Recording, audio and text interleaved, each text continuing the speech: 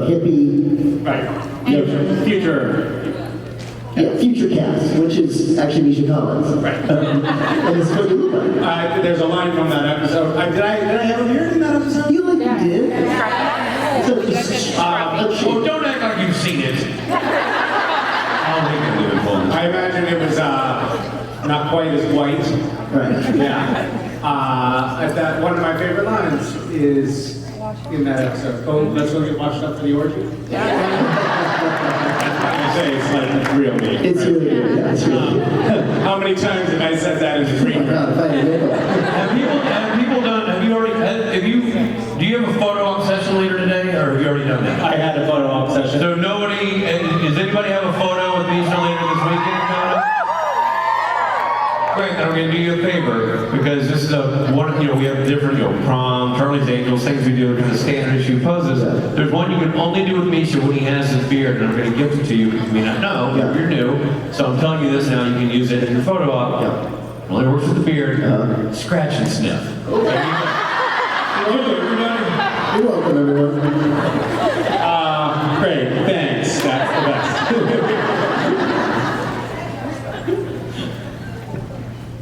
They have beards too, you know. Scratch and sniff them.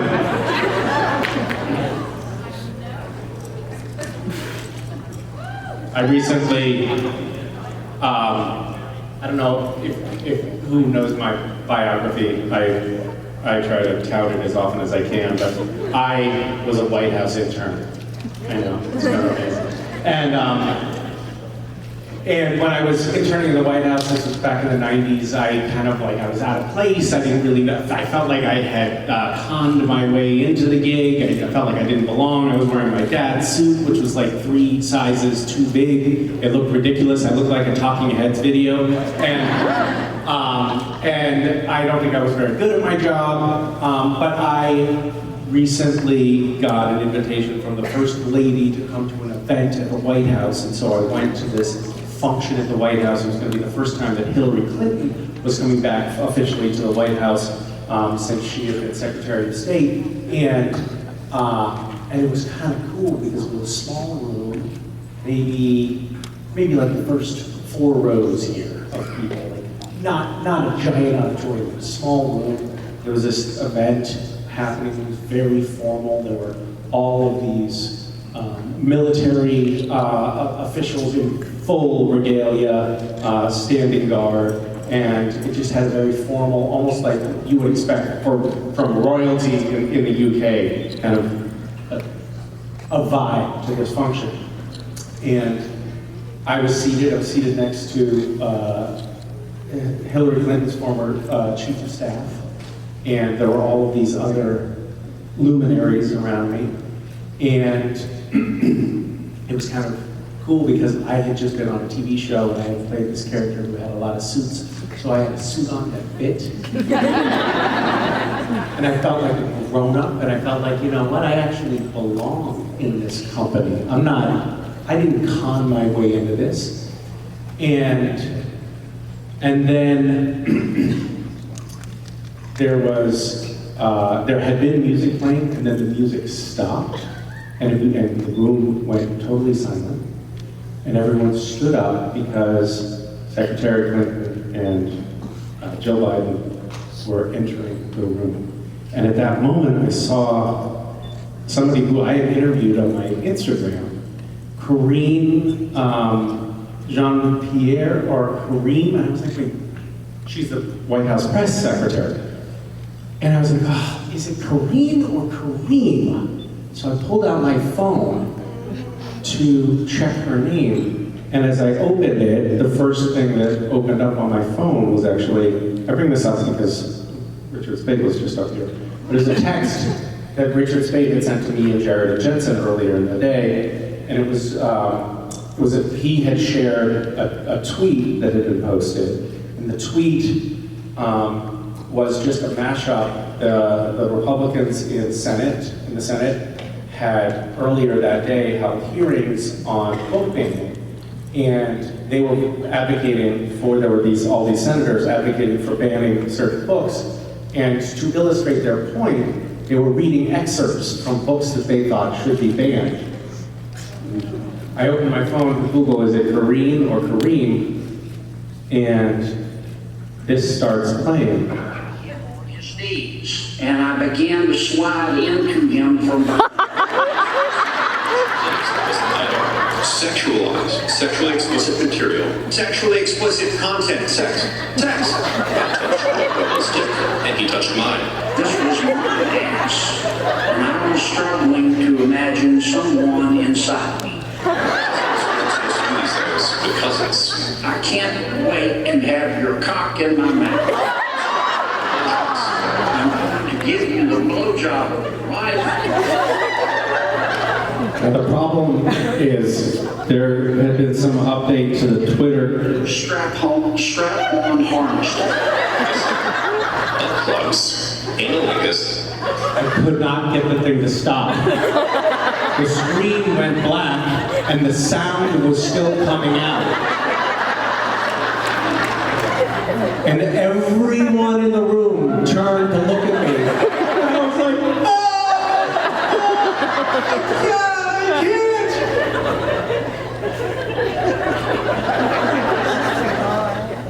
So, thank you, Richard Spade, for that. Awesome. Yeah, I won't be back there again until the next insurrection.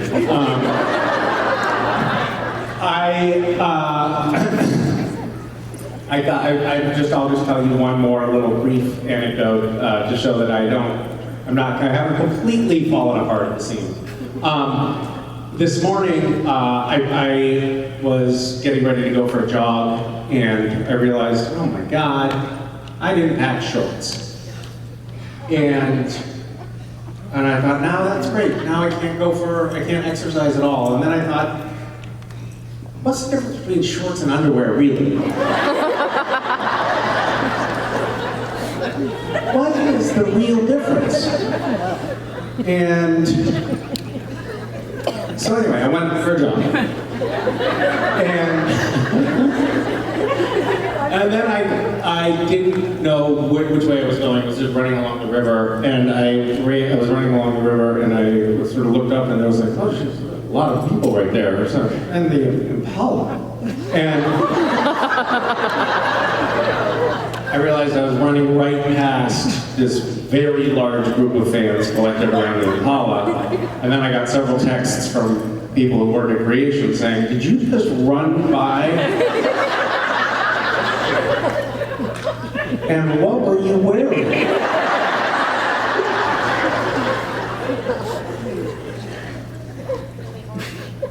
They were not orange. They looked like, I think I caught myself in the reflection of some office building windows, and they looked like underwear. Anyway, those of you who are hanging out around the Impala, good to see you again. Hi, save me. Florida, you can do that here. Okay, this will just be another headline. Florida man seen running. Hi. Hi, my name is Lisa. Hi, Lisa. Nice to see you. Just my question is, I've traveled around the world with my mom, visiting places that our ancestors came from, and looking at gravestones and things like that. Just fun stuff to look at our family history. So we like to travel. What's the most interesting place you've ever traveled and why? The most interesting place I've ever traveled. I don't know. I have been to Tibet was really interesting. Nepal, India. India was kind of fascinating.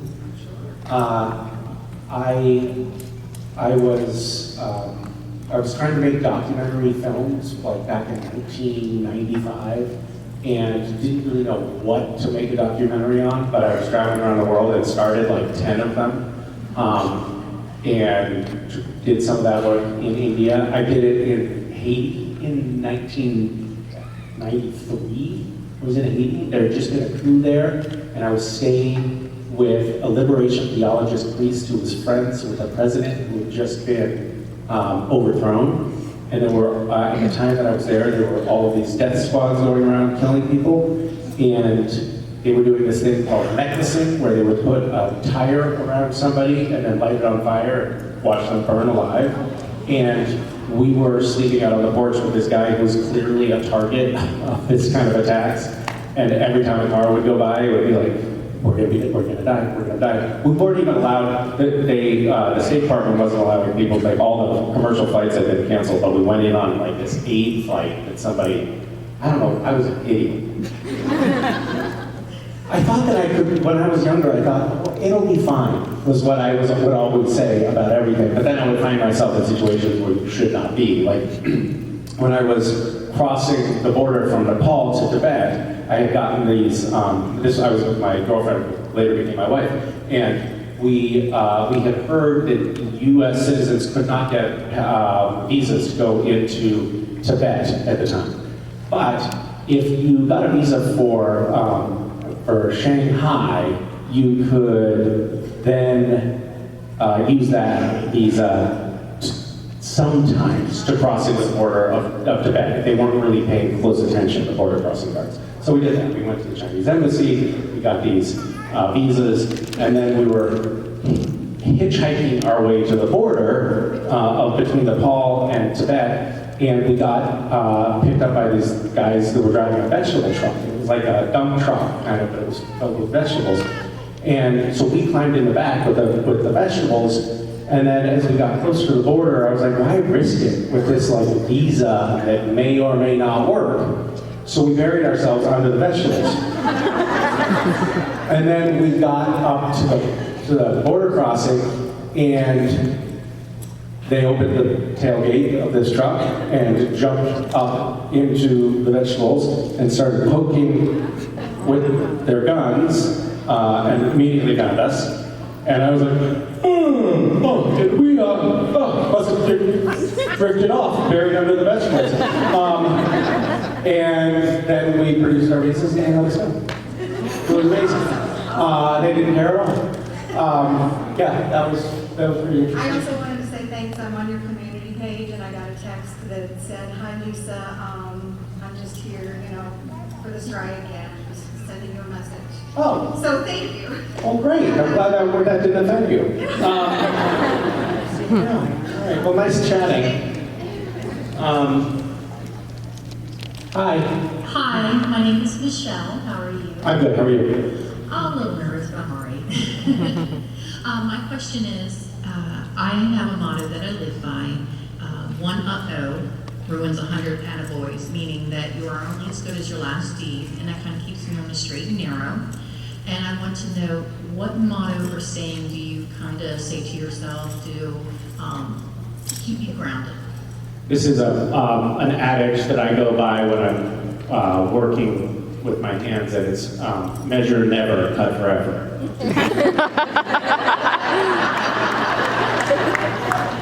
And it's really gotten me through some tough times.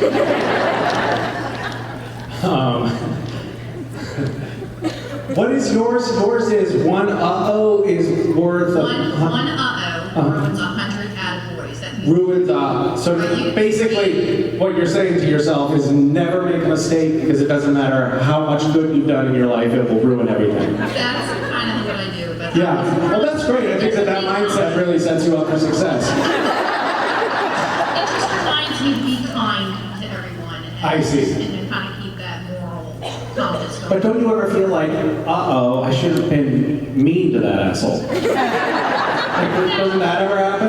No, if you're having a bad day, you don't know what's going on with somebody else, and you just kind of have to be kind. Oh, you're one of those people who's actually good all the way inside.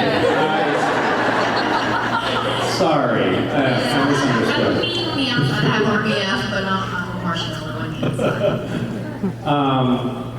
inside. Well, that sounds like a lovely edict, and it's great that you can always be kind to people. I have noticed that there's very rarely a time when later on you're like, shouldn't have been kind there. Very rare. I think that's a good mandate to follow. I'll try to take a page from you and stop being such a prick. Wonderful. Thank you. Thank you. Hi. Hey, I'm Misha. Hey, everybody. My name is Savannah Payton, Hi, Savannah. and I'm just wondering, so I'm on your text list, and I'm just wondering why more of your text messages don't start with "Hola, mis amigos." I don't know. That's a really terrible oversight. I've been waiting patiently. Do you find my texts annoying? No, No? Oh, that's nice to hear. I'd love to see your little picture pop up. Oh, really? That's very sweet. I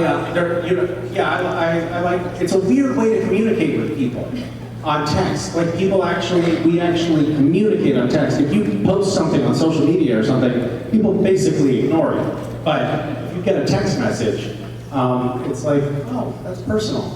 I've been trying to be pretty vigilant about not sending any dick pics. Because I feel like it really kind of changes the vibe of the conversation.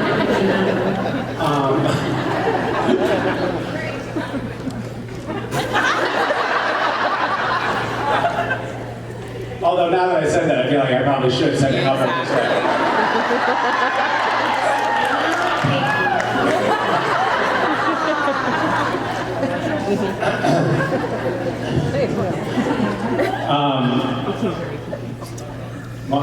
What was I going to tell you? I got distracted by my own stream of consciousness. Right. Did you have a question for me? What was it? Why don't you start more of your text with "Hola, mis amigos"? Oh, that's what it was. Hola mis amigos was a line from an episode which we'll call the Parisian Error. And because I'm not allowed to talk about the show that I was on, in too much specificity, although it seems like we're getting a little bit loosey-goosey with the rules now. Like the first convention that we had when this Screen Actors Guild started, everybody was really vigilant about not saying Supernatural. And now we're like, well, it seems like we're probably going to be never working again anyway, so we might as well. So, we had this episode, and it was the French mistake. I guess I just said the name of the show, so I can say the name of the episode. The French mistake, and they did like a parody of each of our personalities, and it was really, and they did it for the crew as well. Like everybody was sort of parodied in this episode, but it was actually, I think it was more on point than any of us wanted to admit. Like it was actually more our actual characters. Like I really am kind of like caught in my head and not very nice to people on set. And Jared is really, a total megalomaniac. And I made those giant portraits. I don't know if you remember this episode. It was like a giant, in Jared's house, he has this giant portrait of himself. Which of course, when the episode was over and that season ended, Jared was like, hey, so what are you guys gonna do with that portrait? You're not just gonna throw that away, are you?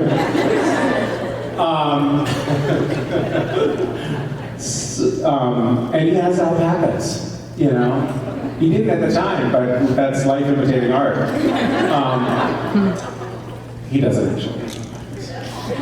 But he has some weird animals. He has like a whole petting zoo. He's like Michael Jackson. I know, it's creepy, right? I just saw a kids' Halloween performance, and they were playing Thriller and dancing to like Thriller. It's like, these are children. How are you doing this? I thought for sure we would never hear another Michael Jackson song again after that documentary came out. And everybody's like, yeah, technically it was before the Me Too movement, so we could do it, but he got away with everything.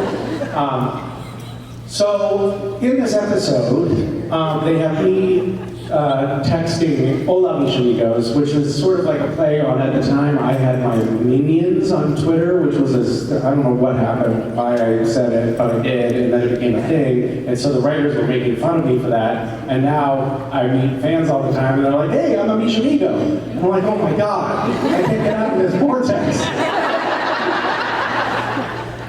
Anyway.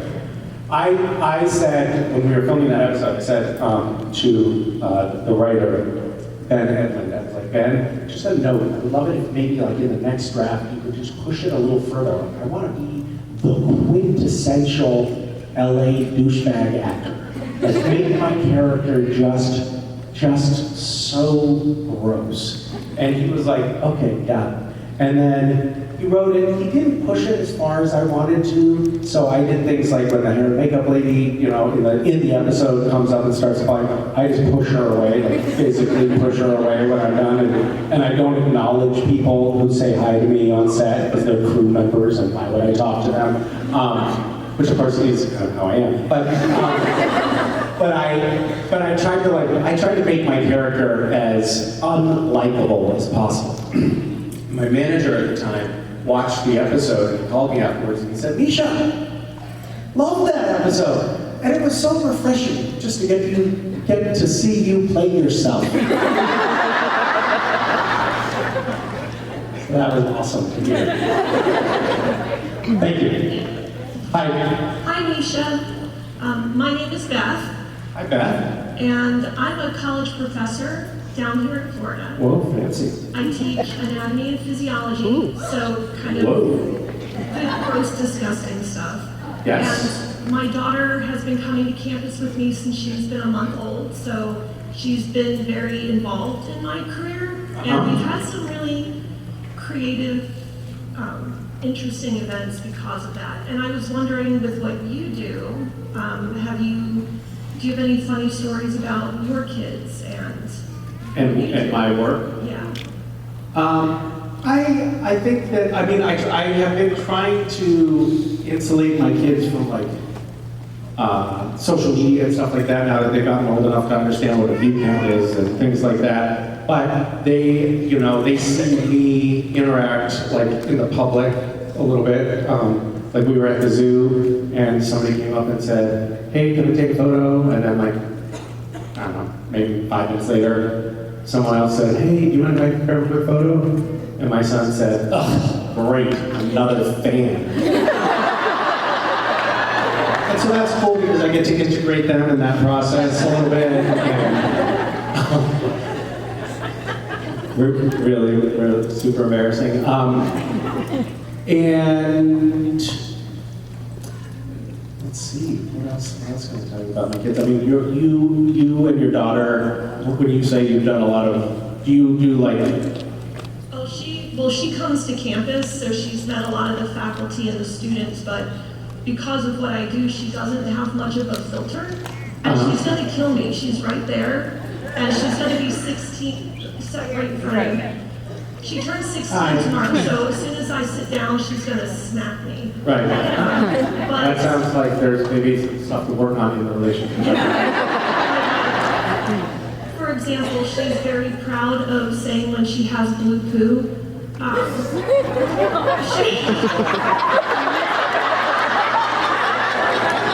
So when Say more. when she was 3, like I just talk about stuff at home because it's what I teach and I need to make my students comfortable. And she would. And your daughter as uncomfortable as possible. I promised her I wouldn't do this, so. Oh, so this is not only just bad parenting, but also breaking a promise. But she loves Superman ice cream, and it has that blue food dye. So all you hear screamed across the house when she goes to the bathroom is, I have Smurf poo. So like my mother-in-law would come down, she would sit in front of my students, not so much anymore, but when she was smaller on campus. She doesn't do this as often now. By the way, for those of you who can't see, the 16-year-old daughter went from sitting up at a normal height. She's now slunk down to the floor, trying to disappear into the carpet. My might be some blue poop down there.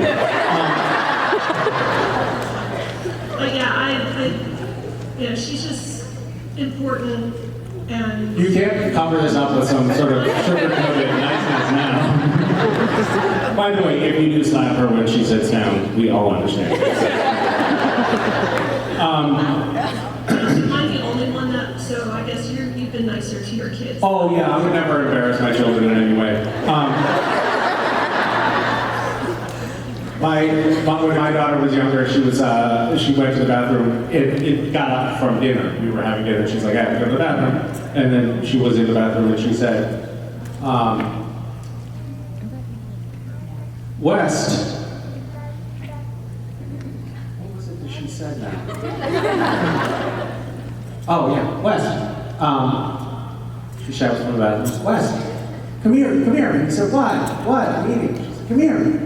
Look, my poop, it looks like a penis. And he said, I've seen that before. And then a couple of minutes later, she said, West, come here. My poop looks like a flower. And he's like, all right. Got up to go check it out. It's cute. I miss the fleeting childhood. It's going by so fast. They're like, my son is now 13 years old and his voice is changing and I bought him a razor. It's crazy. She has her permit and is learning to drive. And I can't do it. We have someone else teaching her. Yeah.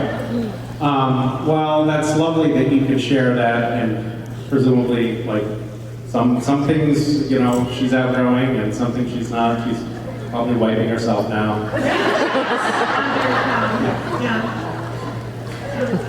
Well, thank you, and I hope your family recovers from this. Hi there. Hi, Misha. I'm Michelle. Hi, Michelle. I have a question for you. Okay. Would you rather have every pair of shoes that you own turn to a loaf of bread within the first mile of walking in them, or have every radio around you ever play only one song, Baby Shark? I am going to choose the Baby Shark option, and I'll tell you why. Radios don't exist anymore. So I don't have to worry about hearing that song. Not even in your car? I will just remove the radio.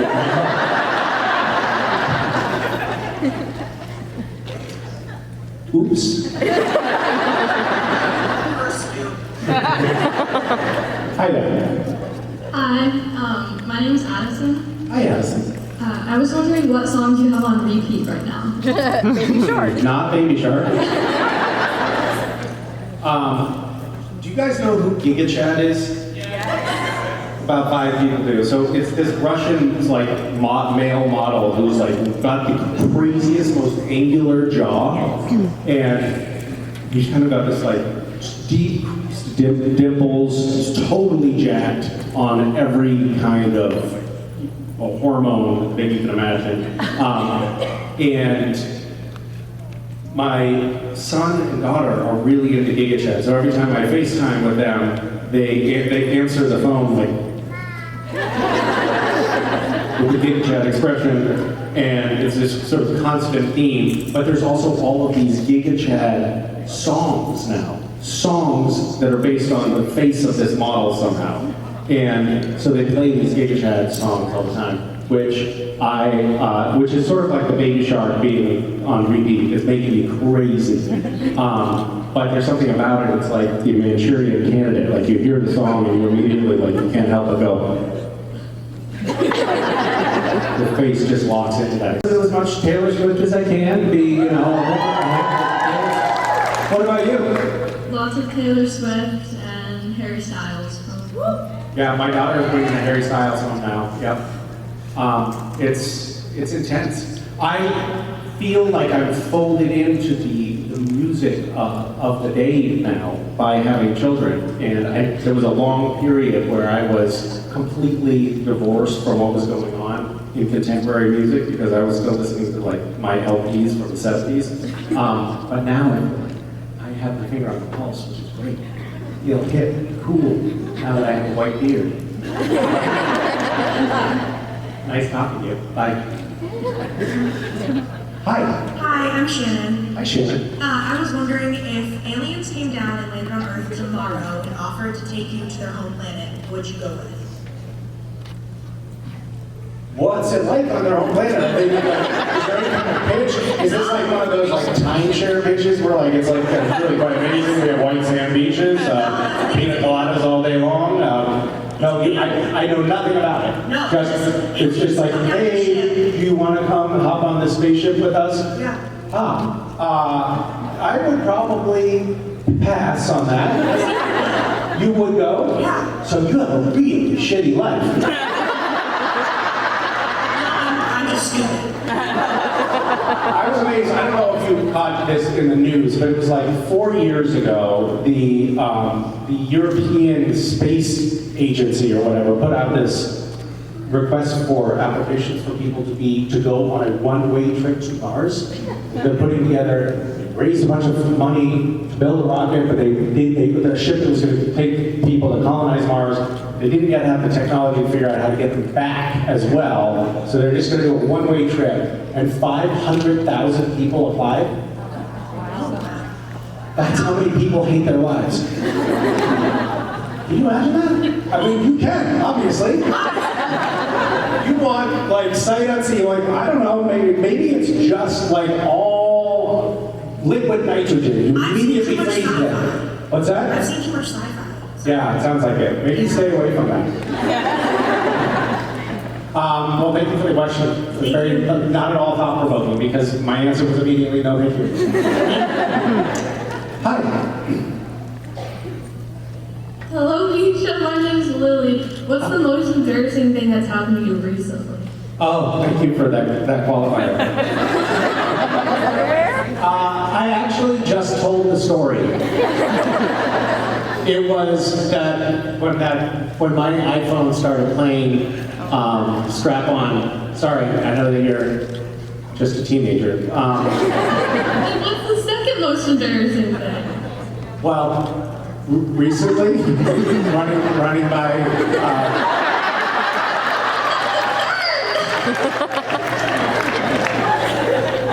I guess I've run out of material in this part. Yeah. Well, thank you for asking. What's the most embarrassing thing that's happened to you lately? Other than this. I don't know. I wasn't expecting for you to ask me. I know, it feels awful to be put on the spot, doesn't it? But you know what feels good? Giving people a taste of their own medicine. Was that, I imagine that was the most embarrassing thing you've experienced lately.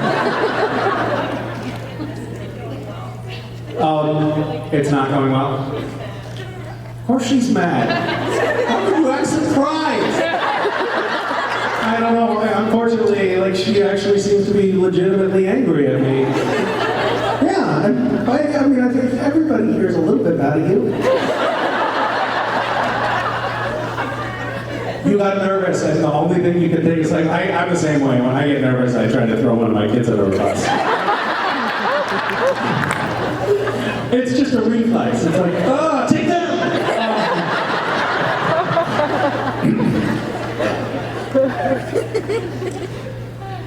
I'll give you an example. I'll give an example that might make you, because I'm a kind person, I'll give you an example that might make you forgive your mom a little bit, because you'll think, ah, could be worse.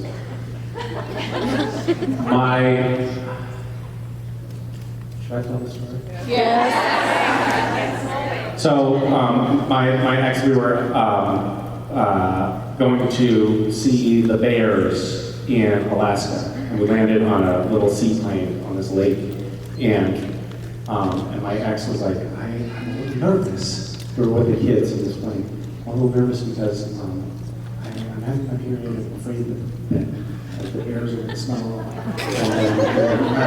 That's not how it works. Don't worry. They're here for salmon. You're fine. Don't worry about it. But we got a little debriefing from the guy who was also the pilot on the plane, and he said, don't, whatever you do, if we are going to see grizzlies out here, and whatever you do, don't run. Try to stand up tall, slowly move out of their path, and don't cower, don't play dead, and don't run. And it was like, that was it, those are the only rules. And so the plane lands on the shore, and Vicky has to go to the bathroom, so she goes into the bushes, and we're unloading from the plane. We're just at the edge of the water on this little pontoon, and Vicky goes into the bushes, and we're just stepping onto the sand of the lake when she comes running out of the bushes with a grizzly bear right behind her. No joke, like right behind her and running at full tilt. And she runs right past her two kids, jumps into the back of the plane, and the grizzly follows her right up to the, and I was like, oh, wait a minute, a couple of smaller ones. And I have this photo where me and the kids are standing on the pontoon of the boat, and the grizzly bear is so close that when I took a photo, it's just nose of the grizzly. It was very exciting. Point is, your mom may have mortified me in front of 1,000 people, but at least she didn't throw you to a bear.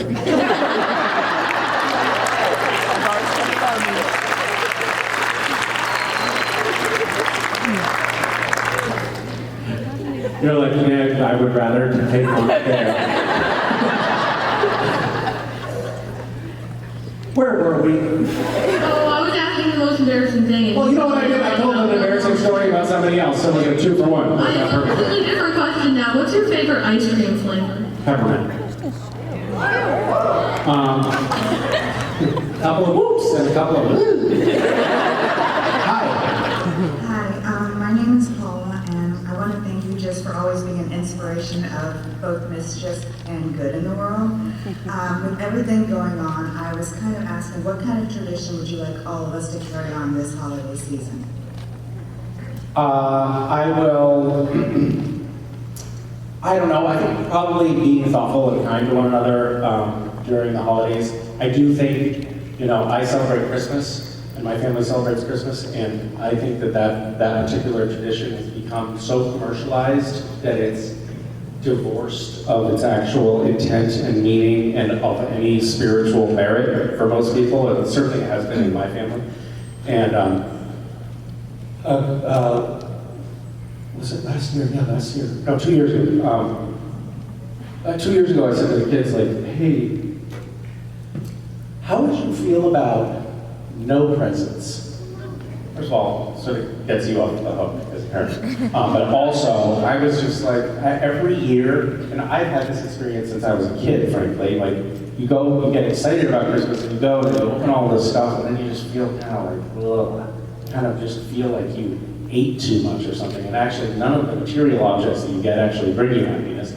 And so I said, well, how would you feel about, like, instead of doing that, we find a family who's actually in need of stuff, and we get presents for them, for strangers, and within our own family, we just have like a nice morning together. This is, you know, the extended family was coming to my house. And to my surprise, the kids were like, yes, that sounds great. And my son echoed what I had said. He was like, yeah, I always get like so excited about Christmas, and then we open the presents and I just feel kind of yucky afterwards. And I was like, yes, you get it. And so we did. We found this organization that put us in touch with a family that had a very, really fucking long, greedy list of things that they wanted. And it took us like 2 days to collect all of these gifts, wrap all these gifts, but there was something really nice about it because it felt like we're doing this not expecting anything in return and not for ourselves, just for someone else. And then it was very sweet because we talked on the phone the mom agreed to like let us come, let my kids come and like bring the gifts, which was really nice for them because they just got to see the impact on this family, and it was really sweet. And got back, and this has been like 2 days of going to, you know, all kinds of stores and gift wrapping stuff, and I felt good. Like we had actually cracked the code on how to make Christmas work. And then, sorry, these people hate Christmas stories. And we were getting ready for bed, and I said, wasn't that nice? Wasn't that like so much nicer of a way to do Christmas? And Mason, my daughter, who was 9 at the time, she said, yeah. And besides, we're still going to get presents from Santa.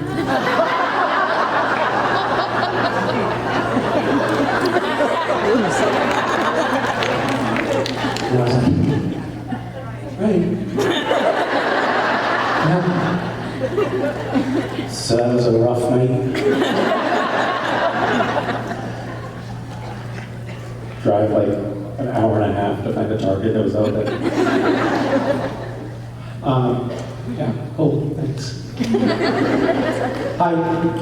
Hi, Misha. My name is Allie, and I was just wondering, what is the most bizarre and wild milkshake you can invent? Milkshake? Yes, sir. I don't know. Is it because we can't ask questions about the show, we have to talk about milkshakes now? Is this what it's come to? Question, because I just didn't know I was going to get picked, so it's like, I can come up with something. But you put your name in on the list, right? Yeah. And then you've been waiting in line for an hour. Yeah. And it's what is the most bizarre milkshake you can come up with? That's what it is? Yes, unless you have a better question. Well, pretty much any question is a better question, right?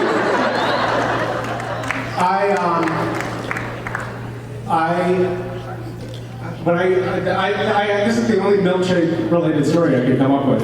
But boy, you really throw me for a loop. When I was at like the second convention I ever attended, and at the time there was this, I was still a guest star in Supernatural, and I didn't know, like every time the script came out, I thought, oh, maybe this is the one where they're going to kill me. I didn't know what each episode was going to bring. And I would go online after an episode aired, and I would look at what fans had been saying to see if, like, are they liking my characters? Is this going to have legs? Or, you know, trying to take the pulse of the internet. Something that I had long since stopped doing. But at the time there was this website called LiveJournal. And LiveJournal had this, they would do like real synopsis of the episode, and then people would get into like what they liked, what they didn't like, but it was like the place, a forum that people went to discuss TV shows of the day. And I was on LiveJournal, and then I clicked through on something, and then I found myself in this. I was like, that's weird, this doesn't seem like a review. This is more like a story. It's just like a story about Cass and Dean, and I don't remember seeing any script with this storyline in it, and then it was like, and you know, somewhere at some point in the story, like, you know, the Cass slides into Dean, and I was like, what is this? What have I come across? And so then this convention was like literally the second convention I've been at. Somebody gets up at the microphone, just like you, and asks me a question, and it's a question somehow related to like the online universe. And I mentioned that I had been reading some stuff on LiveJournal, and then this person said, oh, LiveJournal. I was like, yeah, are you on LiveJournal? And she said, yes. And I said, what's your handle? For some weird reason.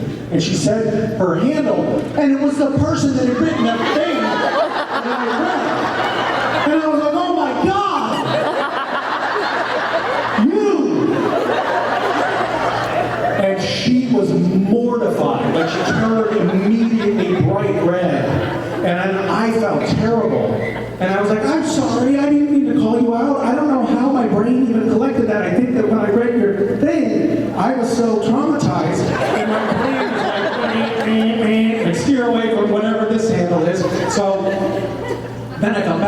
let me buy you a milkshake to make it up to you, which I did. And then, for whatever weird reason, that person ended up working with me for like 15 years and becoming a good friend. She's great, obviously a little twisted, but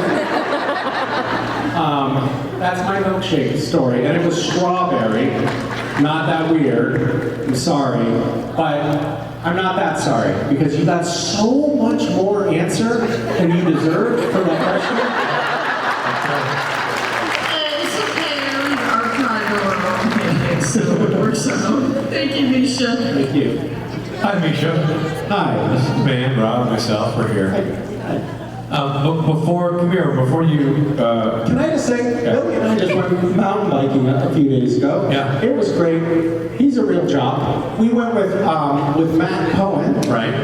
And I'm pretty pleased to report we had to wait for Matt Cohen. Yeah! I was like, Matt Cohen is just nothing but rippling muscles. Right.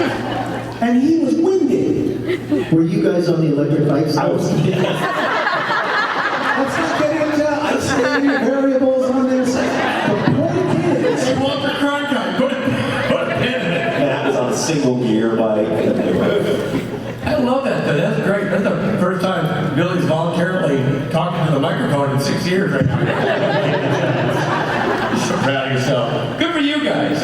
Yeah. You're going to do this again. You're gonna Yeah. you know what? Just put hidden cameras around on the bike so you can film Matt struggling. That'd be great. that's a great idea. GoPros. You can put it right next to the motor on your bike. And the helicopter that's waiting for you. Here, hold on, Misha, we got to do something, so don't go moseying away. Somebody won something, and I don't know who, but we're going to find out. So, huzzah! There we go. There are people who won something for doing that, for taking that photo and posting it. They won stuff. Are those people here? The only one. There's only 4 people not wherever have to know. Anybody in that photo in this room? Yes. Well, come hit it. The same people that won yesterday. And take your prize from the front pocket of Misha's shirt. What did they win, Rich? They win something. What they won has nothing to do with Misha Collins, ironically. So, what's your name? Sarah. Sarah, your name? Julia. Who's the third person in the photo? The jewelry ring people right outside. Okay, so there you go. So This is for a photo with Jensen and Jared and the Impala. Right. I'm sorry we couldn't get you a better photo, but it shows the retail price here of $2,500. So congratulations. Congratulations. And again, sorry that it wasn't a cooler picture that you got, but It'll make do. You know, you can do it, you can sell it, and get you something actually nice, you know what I mean? Alright. Good job, thank you for participating. Good job, ladies. Thank you for participating. I know a lot of you got yelled at yesterday by a very handsome MC, and I think he did the trick. When you see these contest things coming up, get involved, get something cool, or get stuck with a shitty photo like that. But it's worth rolling the dice, right? You never know. Where was the SMMC? Oh, he came to win. But maybe he was on fire. Speaking of on fire, Misha Collins.